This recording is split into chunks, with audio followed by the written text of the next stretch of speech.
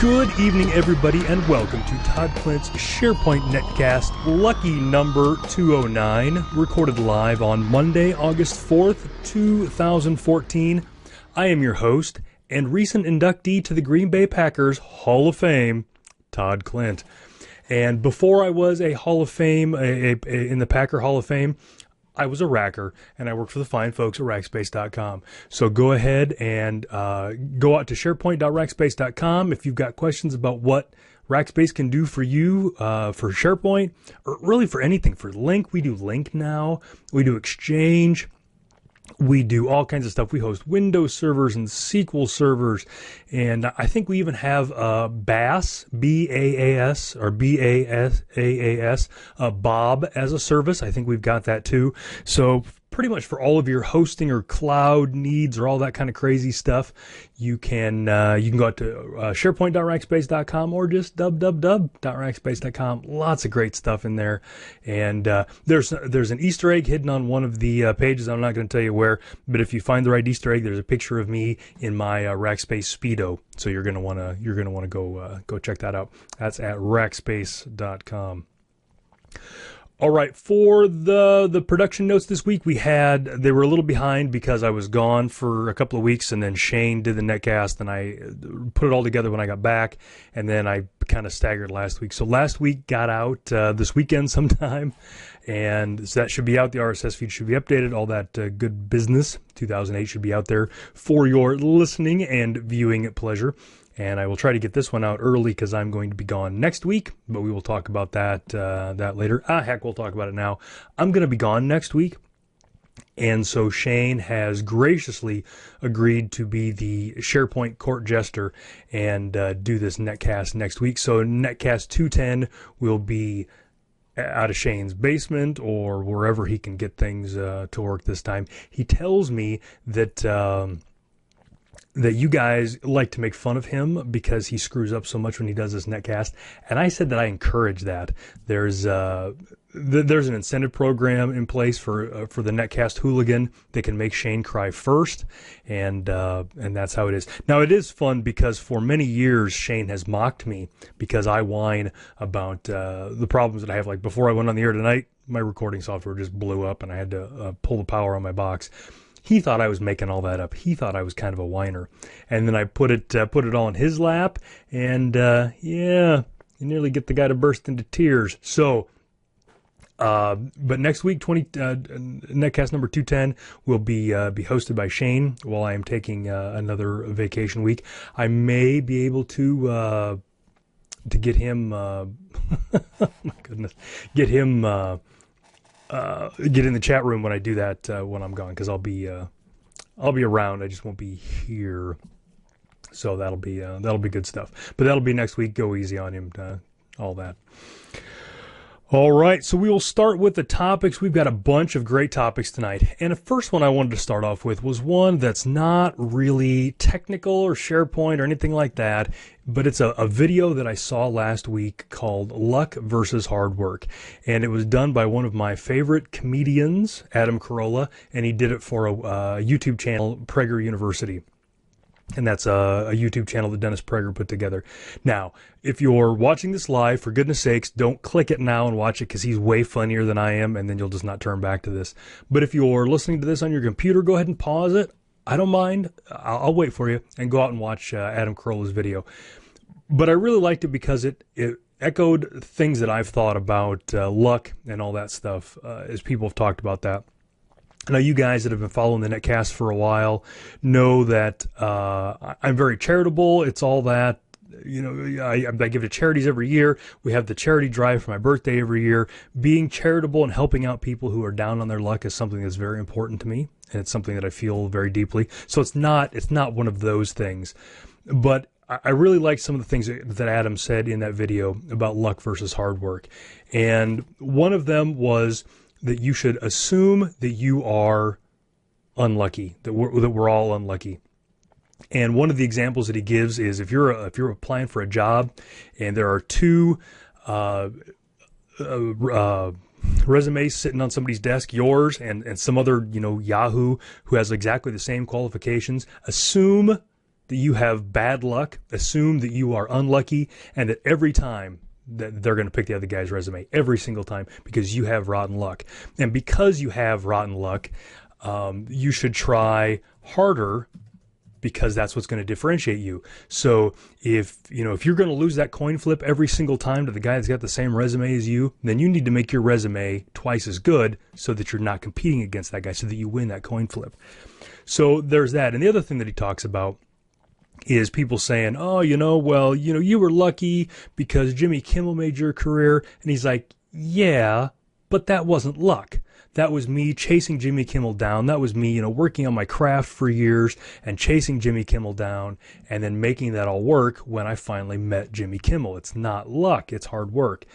And that's something that I see people lose track of every once in a while. It is hard work. And one of my favorite sayings about luck that I read, however long ago, that luck is the intersection of preparation and opportunity. And that's always kind of stuck with me, that there is really no luck. You kind of make your own luck.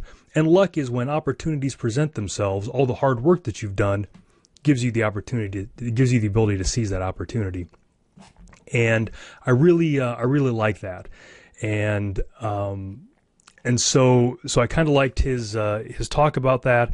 And it kind of crystallized some things that I've always thought for a while. But he does it in a much funnier way, and he's got the little sketch drawings and all that kind of stuff in the background, and so I've really enjoyed that. So go out and watch that, Adam Carolla. And there's some other great videos on that site, but the hard work versus luck is a great one. It's just something that I've felt a long time. Watch that video, and it kind of crystallized my thoughts well. The other great thing is, while I was talking about that, my recording software froze up again. So let's hope that it's actually recording, and that this isn't all just getting lost in the ether for the 30-some people in the chat room to appreciate, and nobody else. But a bunch of people in the chat room are chiming in that they feel the same way. One of the people that we need to talk to, one of the guys in the chat room, is my cousin's kid, Zach Anderson. Zach is 18, kind of a dope. It's not his fault. It was bred into him. But Zach's going off to college here in a week. He's starting college. He just graduated high school. So, Zach, you need to watch the luck versus hard luck, or the luck versus hard work video twice, because that's what's going to get you through. All right, so now on to less squishy, more fun technical topics. This one came up earlier this week. I had a buddy who was setting up the certificate server on Windows. So for those of you that don't already know it, Windows Server, if you've got the domain controller stuff installed on that, comes with a certificate server built in. You got to install it, but it's there, and that gives you your certificate, your certificate management server and your trusted authority and all that kind of stuff. And you can issue certificates inside of your organization and inside of your domain, and it's all trusted. And it's all super cool stuff. And if you're not worried about exporting that trusted root certificate, you could use that certificate authority for all kinds of stuff. It's just a regular SSL and all kinds of other certificate authority. And you can when you install that, it installs a virtual directory and IIS on the domain controller. And it makes a search server virtual directory, and then your users can go out there and request certificates and all that kind of crazy stuff, just like a real live grown-up certificate server. It's pretty cool. But for those of you that have done this before, what you find out is it doesn't put anything at the root of the server, and users aren't smart enough to remember to put the /cert server thing. And it's all over HTTPS, and users aren't smart enough to do HTTP. So this buddy of mine was looking for a way to make this so that his brain-dead users can type something in their browser, and it will automatically kick them to the HTTPS and automatically kick them to the certificate services URL. And we've been doing that for a while now. We've been doing these redirecting things. And it reminded me of a couple things that I touched on in the past, so I thought I would share them with you guys. The first was a couple of years ago. My buddy Eric Harlan and I were sitting around, as we sometimes do. We like to get on the phone with each other, and we lay in bed and twirl our hair and talk about girls and all that kind of stuff, and which is our favorite One Direction song, all that kind of stuff, or which is our favorite guy in One Direction. Eric really likes Harry the most, but I digress. Anyway, so Eric and I were talking about that kind of stuff. And he was also doing some redirecting. He was removing the SharePoint Saturday site or something. I forget exactly what it was. But he wanted, there are all these URLs out there, and he wanted them to redirect to the new URL, but they were all / a city name. And he wanted to set up one rule that would do them all, so he didn't have to set up all these redirection rules. And so I kind of talked him through what the URL rewrite tool would do, and then he sat down, put pencil to paper, figured these rules out, and put a pretty good blog post out on it. And it was, his blog post was good enough, and I'm lazy enough that I didn't, I was going to put out a URL rewriting post too. And then his was out, and I'm like, his is good enough. Because I did one for SharePoint 2007, and then when Windows 2012 came out, there was a new rewrite rules and all that. But his is pretty good. And so I'd remembered when I was talking to this other buddy of mine, I'd remembered Eric's blog post and how much, how that was good. So I kind of sent that to him to kind of get him kickstarted on how that URL rewrite stuff works. And he came back and he was working it through, and it ended up being some kind of a bug with it. Part of the HTTP to HTTPS redirect thing kind of got hosed up. So he ended up having to call Microsoft support to get it all working. But he did get it all working. But when we were trying to figure all this out and figure out what he was doing wrong, we stumbled across this other great website that has 10 URL rewriting tips and tricks. And there were some really good tips and tricks in there. Now, this was written for IIS 7. I think right now we're on IIS 8.5. But it's all pretty much the same. So I'm not going to go through all 10 because not all 10 are things that were exciting to me. But there were some redirection rules in there that I need to set up, but some other really fun ones. So one of them that he did was there's a rule in there that will enforce lowercase in all the URLs. So this one and a couple of the other ones are all about like analytics and things like that. And SharePoint has the same problem. If I look at my website analytics, if somebody goes to www.toddklindt.com/blog/post ID 346 or whatever, that shows up as one page. But if somebody just goes to toddklindt.com/blog/whatever, that shows up as a different page. The analytics are different. So he's got 3 rules on kind of forcing those to work together so that no matter what URL somebody types into their browser, it all shows up in one bucket inside of IIS. The first one is enforcing lowercase URLs. So if somebody goes in and types a mixed case URL, IIS is not case sensitive, but it will preserve the case, and so those will start showing up in different buckets. So one of those things is when the request comes in, the URL rewrite tool dumps it all to lowercase and then forwards it on to SharePoint. So they all show up as lowercase, which is kind of cool and a pretty easy one to look at. The other one that it does is a rewrite rule that sets you up for canonical host names. And so that one is another one. Let me bring this up so I can get it right. So that's the one where if you've got, like I've got www.toddklindt.com, but if you just go to toddklindt.com, that also works. So the canonical host name is the thing where it will add that and make sure that you've that they both show up into the same bucket. So if I want all of my stuff to go to www, then I can forward the ones without, so on and so forth. So they all show up under the same bucket. And that's a good one. Again, when I look at my analytics, I get like there are 3 or 4 different ways that any one blog post can show up, and I should kind of put some of these in place to kind of keep track of that. The other one that he does is the redirect to HTTPS. And this is one, when I wrote my blog post on this for SharePoint 2007, that was the use case that I used. And that was a situation that I'd had at a previous job where we rushed SharePoint out and then ended up having to turn it on externally. And then after that happened, then we're like, we really ought to put this over SSL. It was calmer, more innocent, gentler times back then. But we already had all these URLs out there. People had emailed URLs back and forth, and people had shortcuts in their browsers and all that kind of stuff. So we had to deal with that somehow. And what we ended up doing was forwarding URLs that started with HTTP to their HTTPS versions. And so and that was with IIS 6, so it's completely different now. But he shows how to do it now in IIS 7, and he does it in such a way that all that it changes is the protocol. So it brings the HTTP host forward. So one rule will do all of your host names, and then it also takes all the query strings and all the stuff off of the parameters and all that kind of stuff. So everything, you just have to worry about that one rule. It takes care of everything, and that way, if you end up switching from HTTP to HTTPS, all the rules out there will continue to work, all the shortcuts and things like that. And same with that canonical name one. That's a good one. If you've renamed something, then all your old names will still work and your new names will. Kind of on similar lines, he's got this one where you can send an HTTP 503 status code, which is kind of a nerdy one, but that one's all about search engine optimization.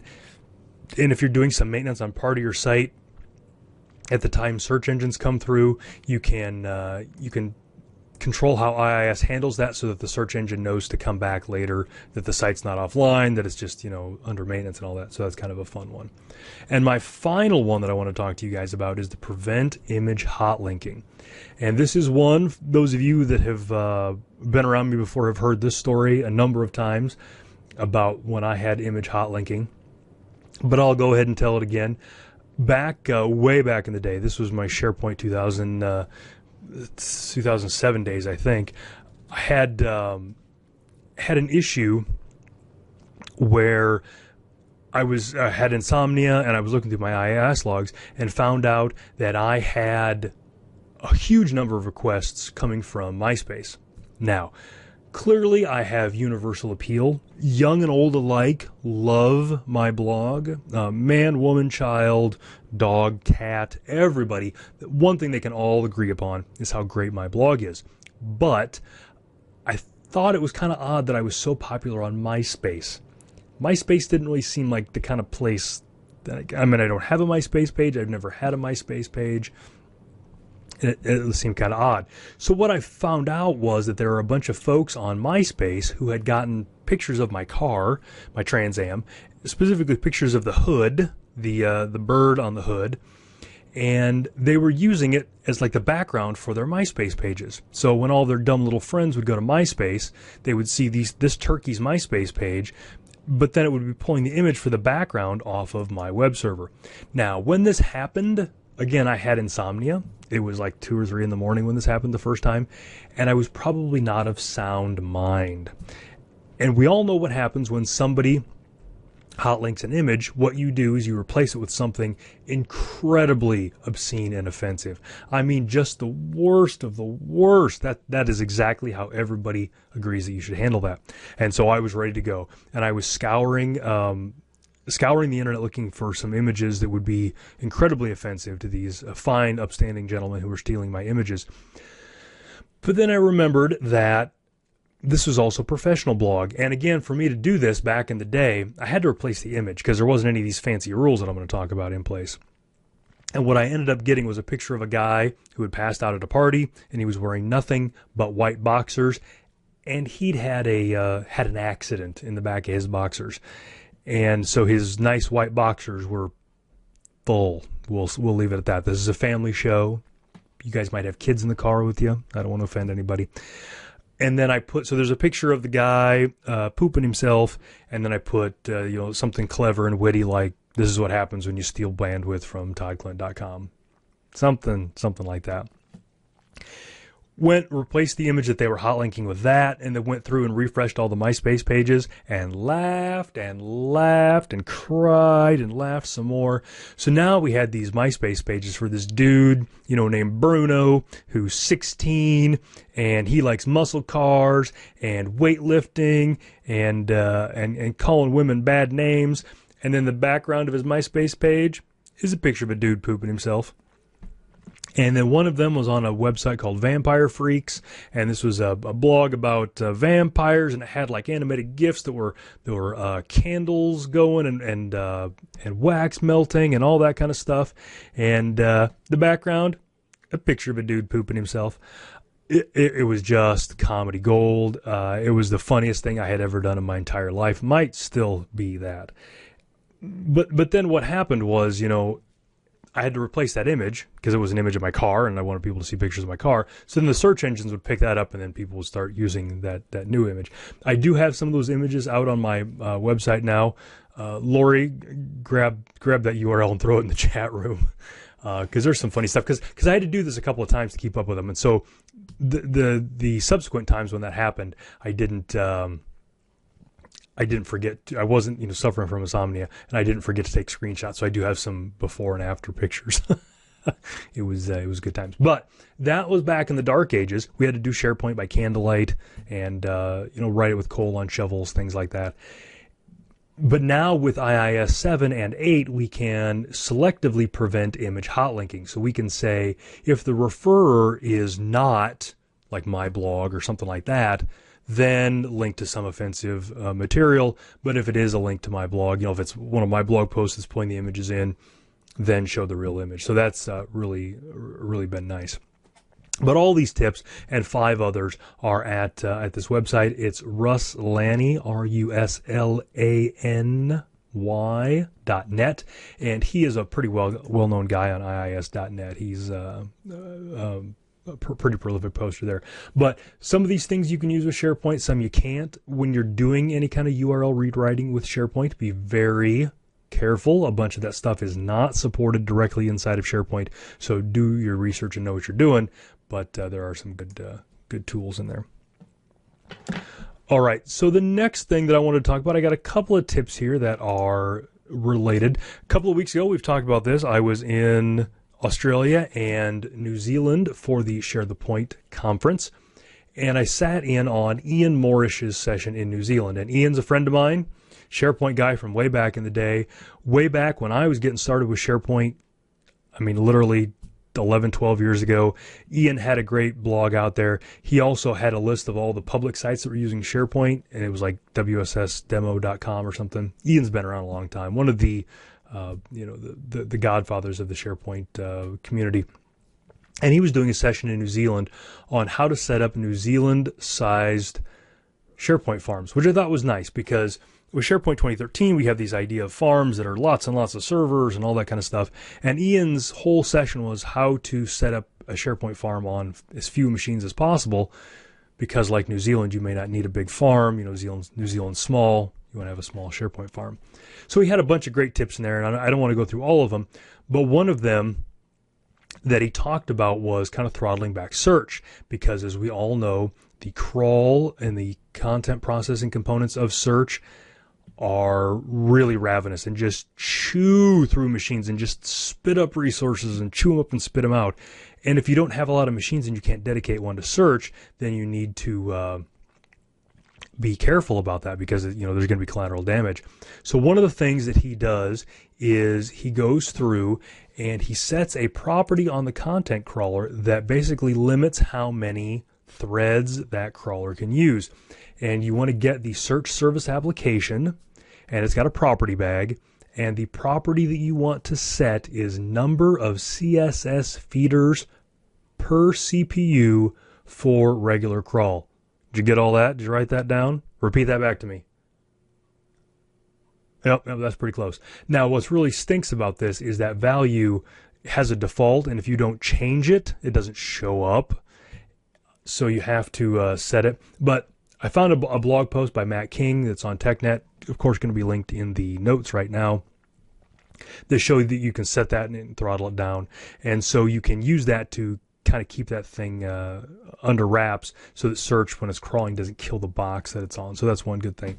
Another thing that you can do is in Central Admin, there is some settings for search about, high priority, low priority, all that kind of stuff. And that also dictates how many threads can be there. So if you've got a box that search is killing, try doing this thing. Now, of course, it's going to result in longer crawls because search has fewer resources, but it will keep your SharePoint box from getting killed. So I thought that was a good piece of advice. And I forgot that Naomi Moneypenny had a question in the chat room. So Naomi, when I was talking about so before I get to that, I want to address something that was just said in the chat room. Joanne Klein, who is normally your stereotypical archetype Canadian, very polite, very friendly, just sort of did one of those backhanded compliments where she said that I'm the only non-developer that knows there's a property bag, as if sorely to subtly suggest that I have developer tendencies. Be very careful, Joanne. That's all I'm saying. Just be very, very careful. That's all I'm saying. But back to Naomi's question about the certificates. She was asking if you can create wildcard certificates and all that for your domain. Absolutely. I don't know what the context of your question was, Naomi, but you can. Like if you have your internal domain and it's Contoso and you've got a DNS namespace of contoso.com, you stand up the certificate server on your domain controller, you can issue SSL certs on that controller for star.contoso.com, and it will work for all of your URLs. So for instance, if you're using hostname site collections in SharePoint, then you can create one certificate for that. Now, that works great. The only caveat to that is remember that wildcard certificates only work for the level they're on. So star.contoso.com will work for it.contoso, blog.contoso, all that, but they won't work for it.blog.contoso.com. It's only for that one level. But yes, wildcard certificates work. Unrelated but similar kind of question. Another thing that I've recently, in the last year or so, started playing with is wildcard DNS records. Again, if you're doing hostname site collections, you don't want to create a DNS record for every site collection.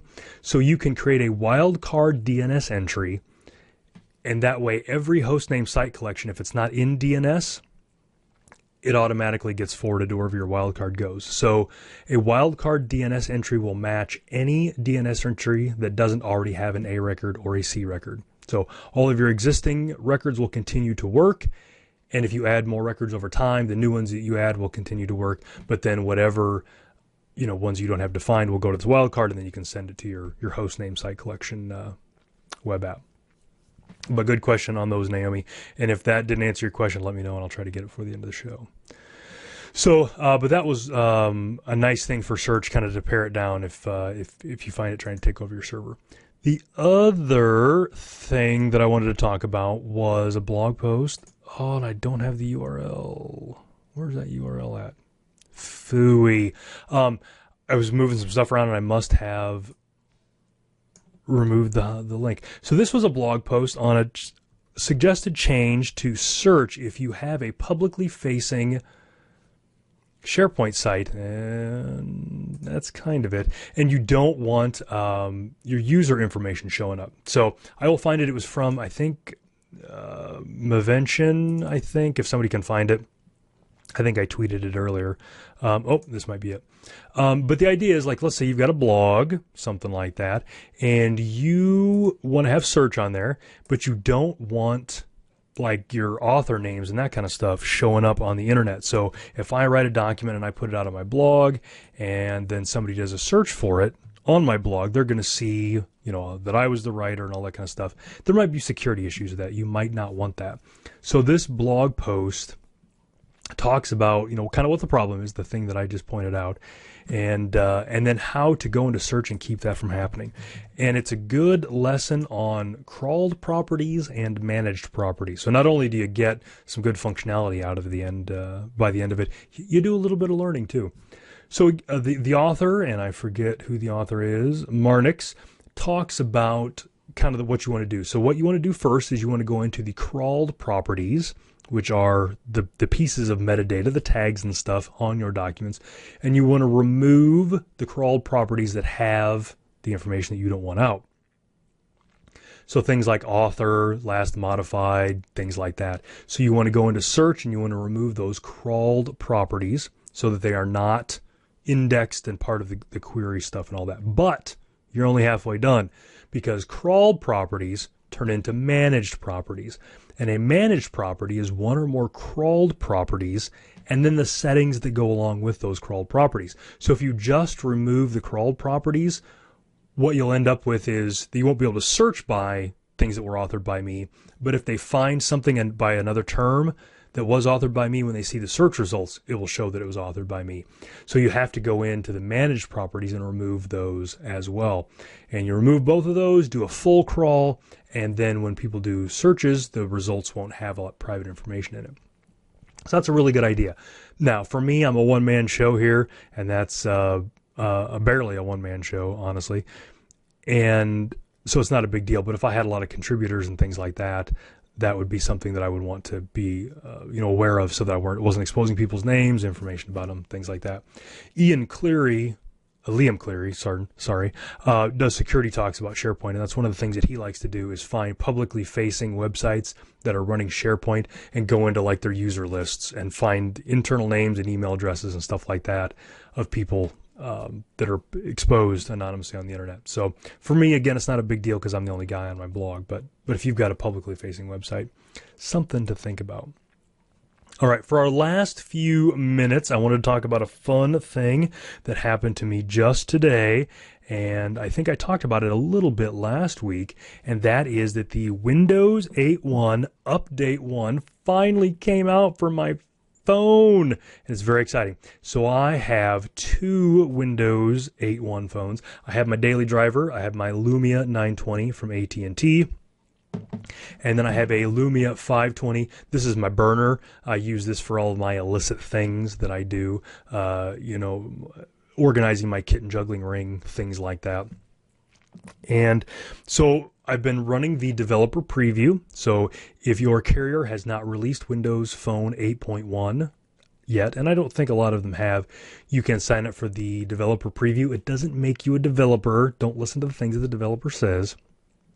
And then once you've got the developer preview, then you can download Windows Phone 8.1, no updates. And then starting today, at least for AT&T here in the United States, if you go out and check for updates, you'll get Windows Phone 8.1 Update 1.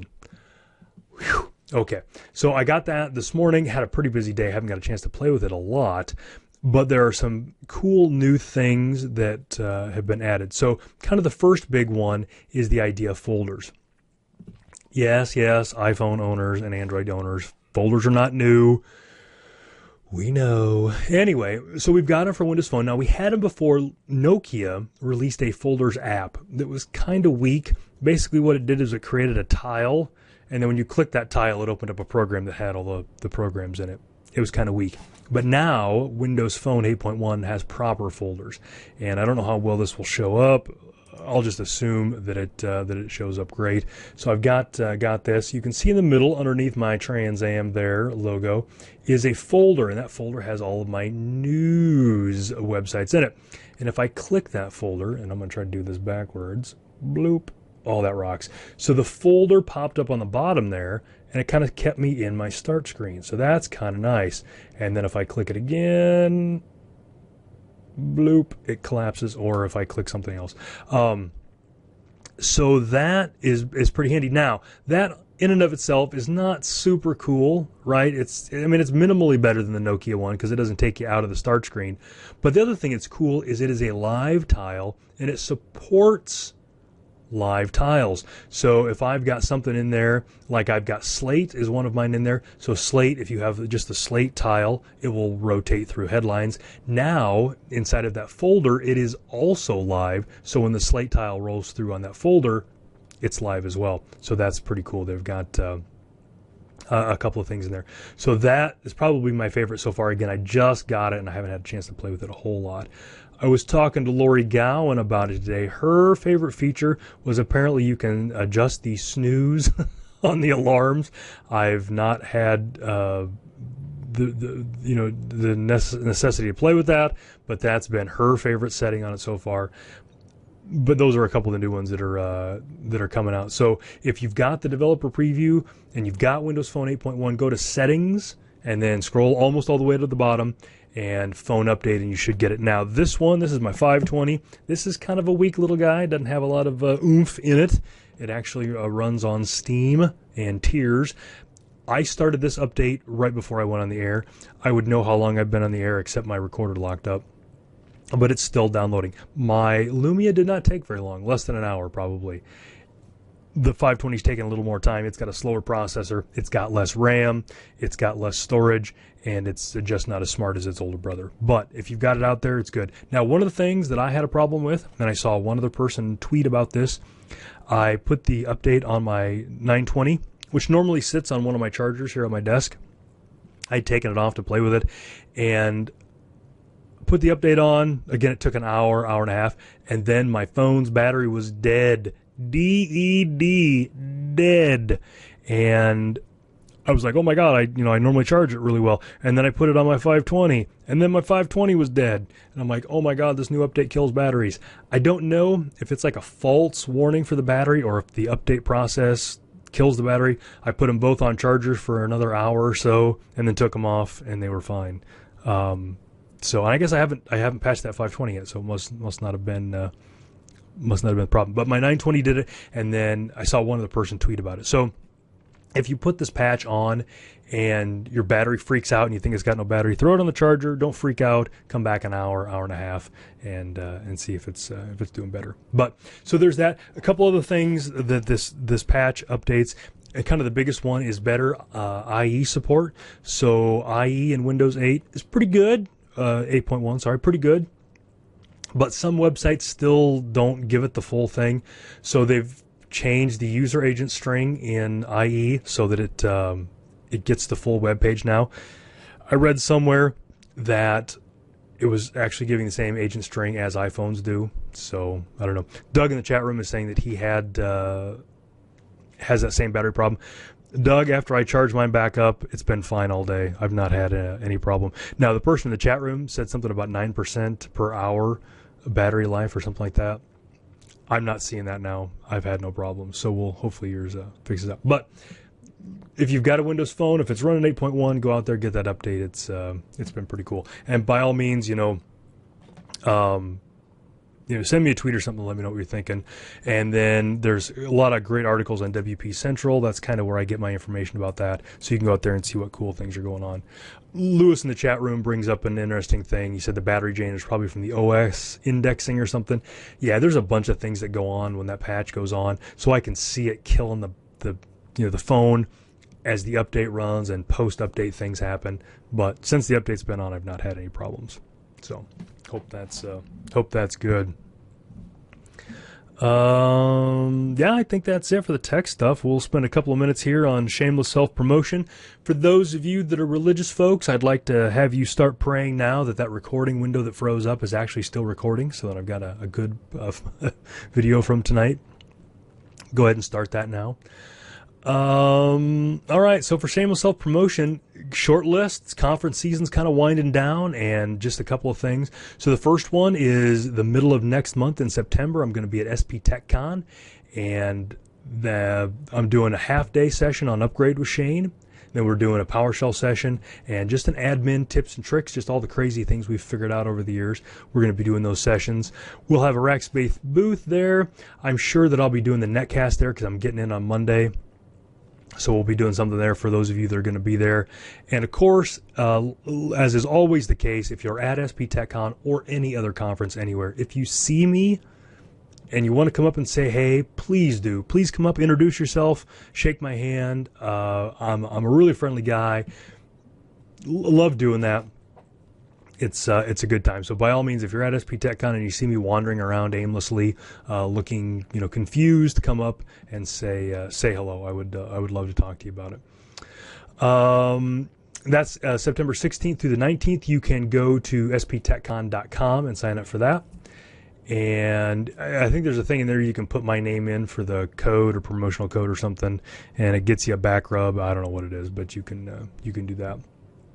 And then a couple of weeks later, I will be at the SharePoint Exchange Forum, September 29th and the 30th, and I will be that's in Stockholm, Sweden. Holy cow, is that a lot of fun over there. And I'll be doing my Visual Studio load testing session as well as my upgrade session. So you'll be able to watch both of those. If you're in Stockholm, swing on over. Jorn Huseman puts that on, does a heck of a show every year. I've been there like 6 or 7 times, and it's always been a hoot. He puts on a great show. Great, very, very good host. And so sign up for that one. And I think that is about it. Again, bad news that next week, when you sign in at this time, looking for your daily dose of my wit and wisdom, you're going to be disappointed with the squeaky sounds of Shane. He will be here muddling through, trying to find his way, help him out. But Shane's going to graciously be taking over 210. I will be back the next week for 211, and I will see you all then. So thanks, everybody. Had a lot of great chats on Twitter and stuff last week, so I appreciate all you guys. And thanks, everybody. You can always reach me at Todd Klindt or email me at todd.klindt@rackspace.com. I welcome anything you've got. Thanks, everybody. Have a good night.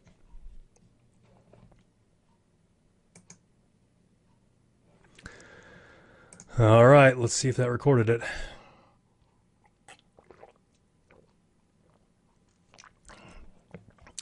Congrats, Aaron. Yep, I think Lori would like Stockholm, Christina. I don't know of anybody that doesn't like Stockholm, honestly.